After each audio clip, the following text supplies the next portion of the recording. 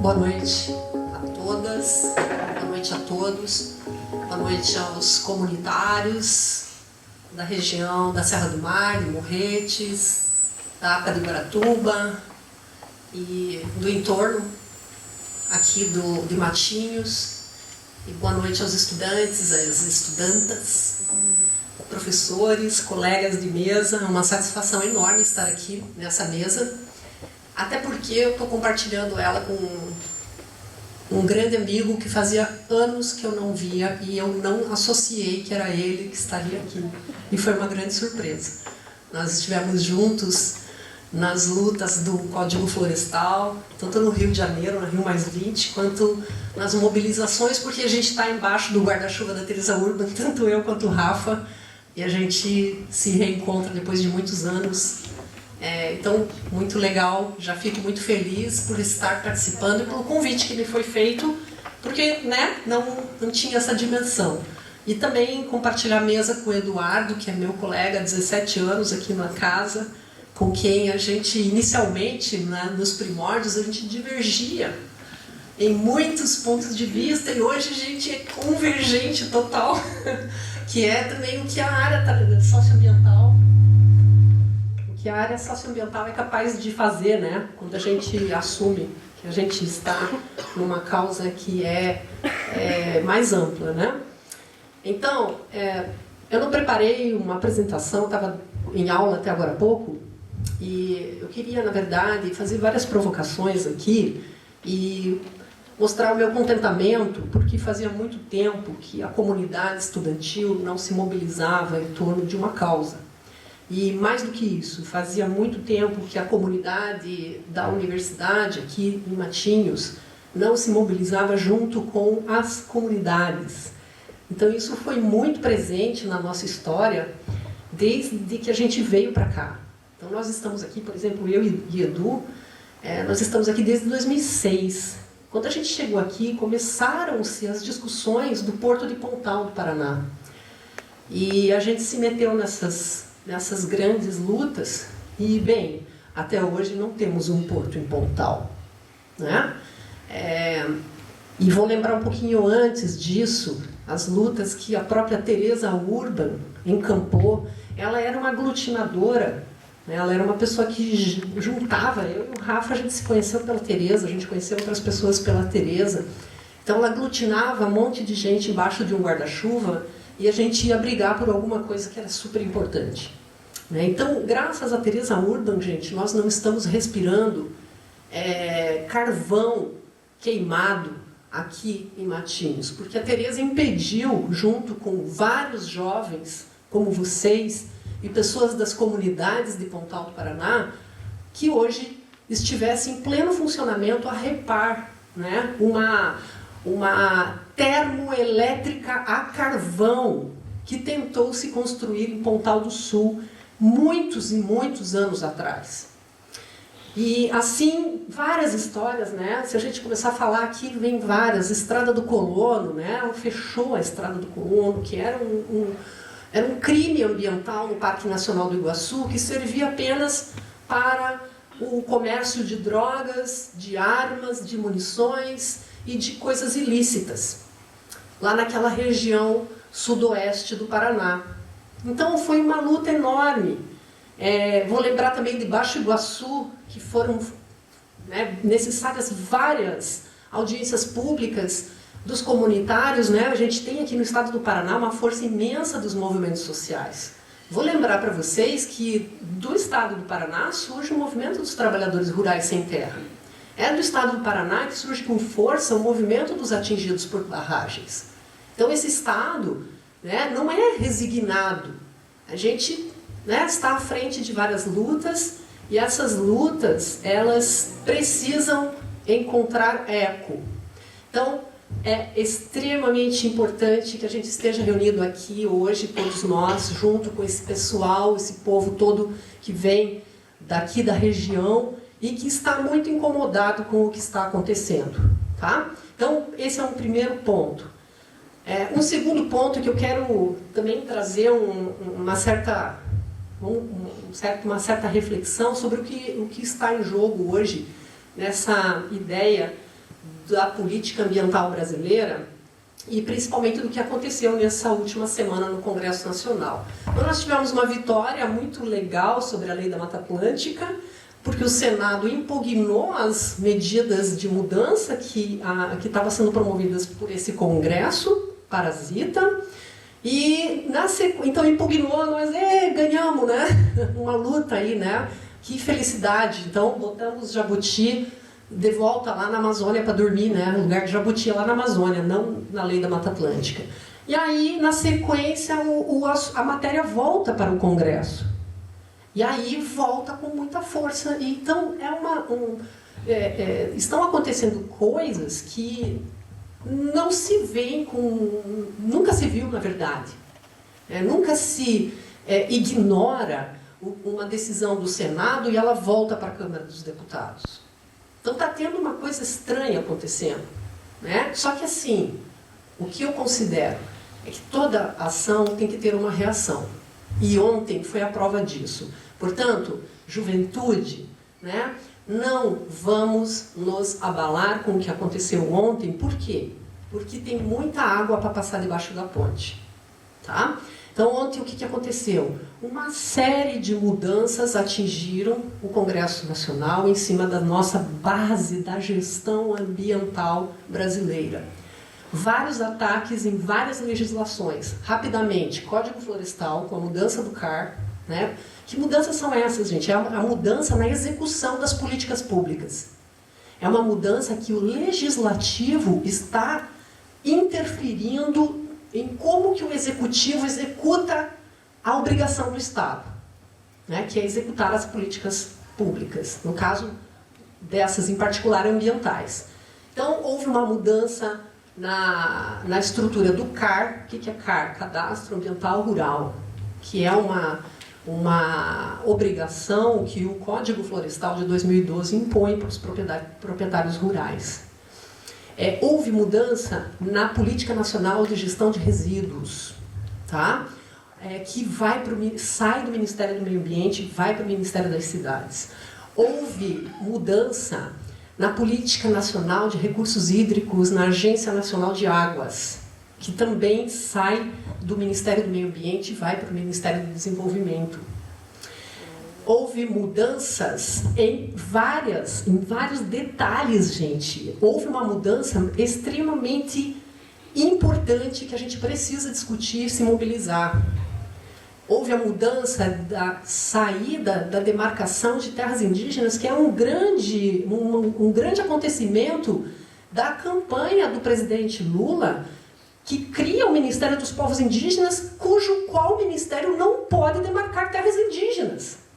E a demarcação das terras indígenas vai para o Ministério da Justiça, onde antes estava, né? Antes de existir o Ministério dos Povos Indígenas, que é um mote forte da campanha do presidente Lula. E isso tudo significa o quê? Significa uma grande coalizão de um setor conservador da sociedade, representada por esses deputados fortíssimos, que é dessa ala conservadora associada com o Centrão, que a gente convenciona chamar de Centrão, uma coalizão muito forte de enfrentamento do Poder Executivo.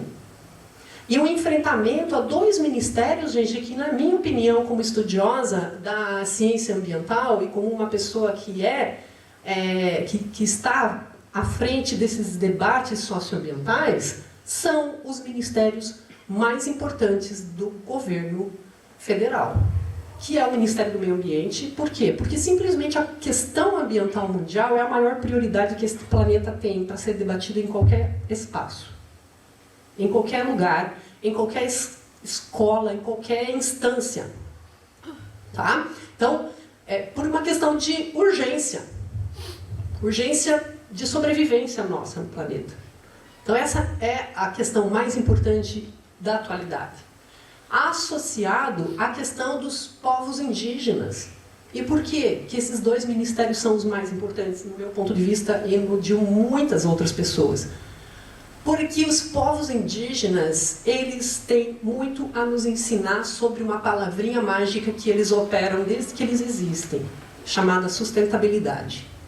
Se hoje nós, né, os seres humanos urbanos, industriais, que vivem nas cidades, estamos aqui quebrando a cabeça para tornar uma cidade urbana sustentável, que é uma contradição, porque uma cidade urbana não é sustentável. Os povos indígenas sabem como faz isso e resistem a este modelo que nós criamos, que botou o mundo em colapso há 523 anos neste país. Portanto, eles sabem, eles têm a chave para virar. Não significa que nós aqui da cidade, gente, temos que ir e criar terras indígenas para nós, tá? Porque isso é uma hipocrisia. Significa que a gente tem que medir todos os esforços possíveis, imagináveis, para que eles tenham os direitos deles preservados. O direito de sobreviver, o direito de existir, o direito de viver com dignidade onde eles estão.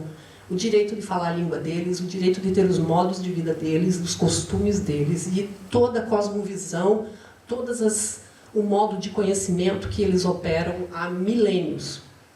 Então, e por que a gente tem que batalhar por isso? Porque eles são os guardiões da maior parte dos ecossistemas que precisam ser conservados neste país, da Mata Atlântica à Amazônia. E a chave disso é a gente começar a ter uma proteção para esses povos. E foi isso que foi criado recentemente com o Ministério dos Povos Indígenas e que está sendo ameaçado na sua base, que é a retirada do poder de demarcação das terras indígenas da mão dos povos originários. Tá? Então, ontem isso foi dramático, né? Todo esse movimento do Congresso foi dramático, do modo como ocorreu, tudo um regime de urgência, né? O governo tentando articular a questão fiscal do Brasil, e na surdina eles botam uma pauta em regime de urgência para ser aprovada, e isso rapidamente foi aprovado, e a comissão aprovou, a Câmara aprovou, só que qual é a questão? Para a gente não entrar no desespero e não criar narrativas que só sustentam a estas pessoas. A questão é que o buraco é bem mais embaixo. Tá? Na minha opinião, que não teve o tempo necessário para estudar, e o Eduardo é da área de direito e ele tem mais propriedade do que eu para falar sobre isso, eu ainda não tive o tempo de me debruçar, mas na minha opinião rápida, de analisar rapidamente entre ontem à noite e hoje, no período que eu pude, isso não tem força constitucional, isso não é algo que pode ser aceitável por uma Suprema Corte, por exemplo. Mais do que isso, precisa passar pelo Senado. O Senado já deu um aval positivo em relação à Mata Atlântica. Então, precisa passar pelo presidente da República. A gente precisa se mobilizar para que o presidente Lula vete. E mesmo ele vetando, pode voltar para a Câmara dos Deputados e eles fazer um enfrentamento. Mas nesse enfrentamento nós ganhamos tempo de mobilização nacional, regional, local e mundial. O que a nossa ministra do Meio Ambiente falou ontem, para quem quis ouvir, é que o mundo inteiro precisa se mobilizar. O que está em jogo, gente, é que se tudo isso for passando, né, como foi dito aqui, a boiada for passando, essas serão apenas as primeiras modificações estruturais na política nacional do meio ambiente e na gestão ambiental brasileira que podem botar em risco todo o contexto que a gente vive aqui no Brasil. É um tiro no pé, como o Rafael estava falando. Eu também acredito que foi um tiro no pé. Caiu muito mal, pegou muito mal fora do Brasil, está tendo uma repercussão imensa e tem que repercutir em cada um de nós. Nós todos temos que estar falando disso. A gente tem que dar voz para isso. Então, só para trazer um fio sobre essa questão que me foi provocada aqui, né? Porque realmente nós, acima de tudo, temos que estar muito atualizados, porque isso repercute na discussão que nós estamos tendo agora. A lei da Mata Atlântica, gente, ela está tendo essa proposta de mudança para viabilizar estes projetos, estes grandes projetos de desenvolvimento. Que lugar é esse que nós estamos vivendo na Mata Atlântica, né? Mata Atlântica, gente, a maior parte do que sobrou da Mata Atlântica tem menos de 50 hectares. O que é isso? São pequenas ilhotas espalhadas pelo bioma, desde o nordeste do Brasil, do Ceará até o Rio Grande do Sul, pequenas ilhas de florestas pequenas.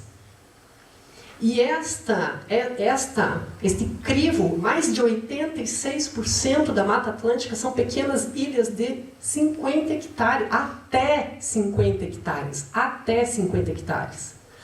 Para vocês terem ideia, o pequenino Parque Rio da Onça, a primeira unidade de conservação do litoral do Paraná, criada em 1981, pequenina unidade de conservação tem 118 hectares. E é a menor unidade de conservação da Mata Atlântica do litoral do Paraná. Então, a maior parte da Mata Atlântica é menor do que o Parque Rio da Onça. E o Parque Rio da Onça, a gente dá um rolê nele e acabou, né? Você dá uma volta nele assim, um círculo, ele é muito pequenininho. Agora ele sofreu uma ampliação recente, mas que ainda não está vigorando, né? Então, que lugar é esse, gente, que nós estamos, e que lugar é esse que se pretende construir mais de 23 projetos grandes, imensos, de desenvolvimento? Nós estamos falando da Ferroeste, mas tem faixa de estrutura, tem Porto de Pontal que não morre nunca, né? Meu Deus, gente, né? O João Carlos Ribeiro, gente, é o herdeiro, né, de um império que se vai passando de geração em geração desde a época do Lupion, e não do Lupion, esse deputado líder da bancada ruralista federal, do avô dele, que foi governador do estado do Paraná, da família dele, que sempre esteve envolvida com política e com grilagem de terra. Então, são inúmeros, a ponte de Guaratuba, que é um impacto ambiental, que aqui nós não vamos entrar no mérito da discussão, porque assim, a ponte de Guaratuba, gente, diferente de muitos dos estudos de impacto que estão aqui em questionamento, ela é uma reivindicação da população de Matinhos de Guaratuba, que se vocês procurarem os jornais da época de 1960, já vai estar escrito que o governo do estado do Paraná promete a ponte de Guaratuba. As pessoas mais velhas aqui vão lembrar disso. A cada 4 anos surge a ideia de uma ponte em Guaratuba, desde muito tempo, e até hoje não temos a ponte. Ela é uma reivindicação da população. Mas não pensem vocês que uma ponte em Guaratuba vai ser construída para atender a população. Uma ponte em Guaratuba ela vai ser construída para atender os caminhões que vão trafegar de Paranaguá para Itapoá, para Navegantes, para Itajaí, para Imbituba, para Rio Grande, onde estão todos os portos do sul do Brasil. Tá? Esta ponte não é para nós. A gente vai se beneficiar dela, mas ela não é para nós. A gente precisa entrar nessa realidade. E a felicidade de ter uma ponte encurtando o caminho também vai trazer uma série de mudanças estruturais nas nossas cidades que nós não estamos preparados.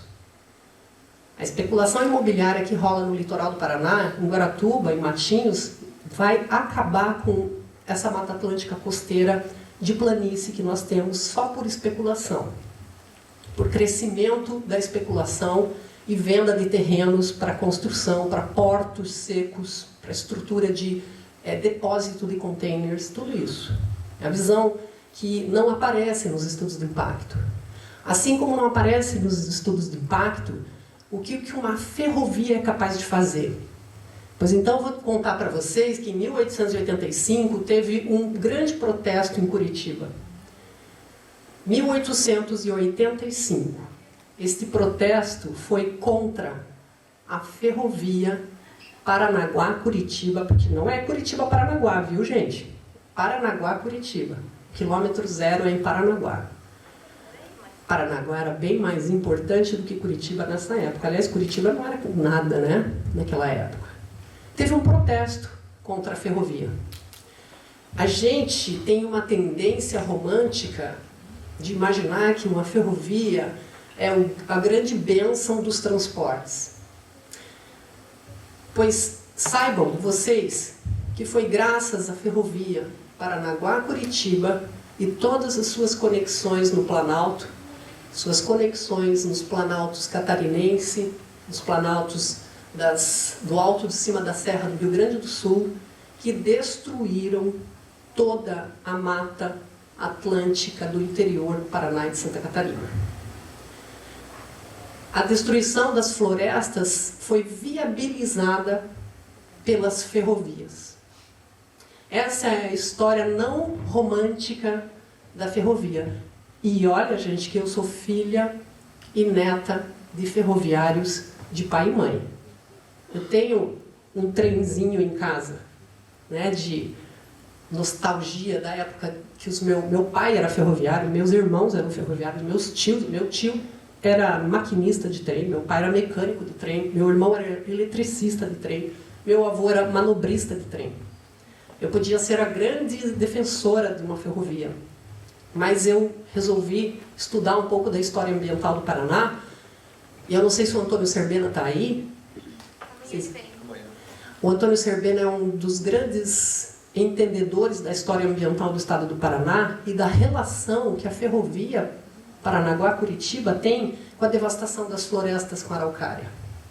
Porque como que a gente ia cortar um pinheiro? Como que a gente ia transportar um pinheiro, gente? Em mula? A gente ia transportar o pinheiro nas costas? A gente ia pegar um monte de gente, cada um dar uma abraçada no pinheiro e ir andando na trilha por 200 quilômetros? Aí a gente ia descer com o pinheiro pelo caminho do Itupava, em Morretes? Não é? Como é que a gente destruiu a floresta araucária? Porque eu estou dizendo para vocês que a maior parte dos fragmentos da Mata Atlântica tem 50 hectares, que é muito pouco. É porque vocês não têm a dimensão do que aconteceu com as florestas com araucária. Sobrou menos de 1%, gente. Tá? A Mata Atlântica costeira é 14% que sobrou. A floresta com araucária do Planalto é menos de 1%. E esse 1% que sobrou, os 99%, em grande medida, foram viabilizados por ferrovias.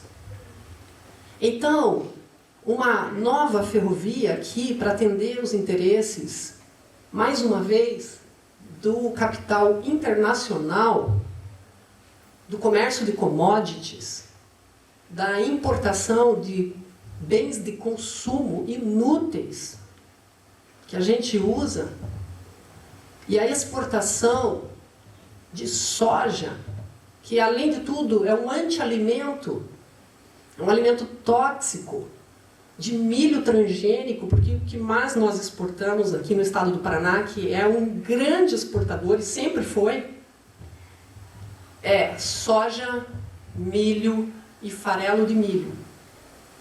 E o que a gente mais importa é insumo químico. Tá? É defensivo, insumo químico, para a lavoura, para o agronegócio. E agora, com mudanças estruturais nessa dinâmica portuária, por exemplo, uma possível viabilidade de um porto em Pontal, nós estamos conectando esta possível, eu digo sempre possível, é um projeto, a gente não deve achar que essa Ferroeste é uma Ferroeste, ela não é, tá? A gente sempre tem que falar assim, ó, projeto de ferrovia. Não fale em Ferroeste. Não fale em Nova Ferroeste. Fale projeto de uma ferrovia. Porque se a gente fala a Nova Ferroeste, a gente já está introjetando de que ela já está aí. Que a nova ferrovia já está pronta, inaugurada e tudo. Né? Então, esta nova ferrovia que se pretende conectar o interior do Paraná e viabilizar ainda mais esse trânsito intenso que a gente já tem, né, de caminhões, que é essa coisa enlouquecedora de quem está o dia a dia aqui na Serra do Mar, ela atende aos interesses de um grupo minoritário de pessoas que precisam escoar os seus bens de produção, suas commodities, para o mundo. e precisam trazer do mundo, por exemplo, da Rússia, fertilizantes para colocar na terra, contaminar o solo, contaminar a água, contaminar a natureza, contaminar nos contaminar, nos trazer doenças crônicas, definitivas, mortais. Então, não pensem também que uma ferrovia que vai vir romanticamente, com um trenzinho apitando lá do interior do Paraná, vai chegar aqui e vai parar aqui. Ela logo se conecta com outros ramais, em outros locais. Ela se espicha. Então, a gente está aqui diante, gente, de um cenário de mais um grande projeto de desenvolvimento que desconsidera o que as pessoas pensam sobre isso, as pessoas diretamente atingidas por este empreendimento. É um projeto que, mais uma vez, desconsidera a sinergia que existe. O que é sinergia? A relação que existe com os outros projetos. Porque a gente nós não podemos ver a Ferroeste isoladamente. O projeto de Ferroeste. A gente não pode ver ele isolado, nós temos que ver ele conectado com a faixa de infraestrutura, conectado com o novo porto, conectado com os novos terminais portuários de Paranaguá, conectado com os novos centros de logística que vão se estabelecer com a nova ponte de Guaratuba, em Matinhos, em Paranaguá, na Alexandra Matinhos, que hoje a gente passa ali, a própria Alexandra Matinhos já é uma obra de impacto ambiental fenomenal. É um verdadeiro dique de contenção de água, de chuva. Estou aqui. Eu só vou pedir para finalizar por causa do tempo. Tá. Então, a gente não deve enxergar esta obra, esse projeto de obra, gente, isoladamente, tá? Ele faz parte de um pacotão, e este pacotão vai causar mudanças drásticas em todo o litoral do Paraná. Junto com ele vem asfalto em Guaraqueçaba, conexão de Guaraqueçaba com a 101, com a BR-101.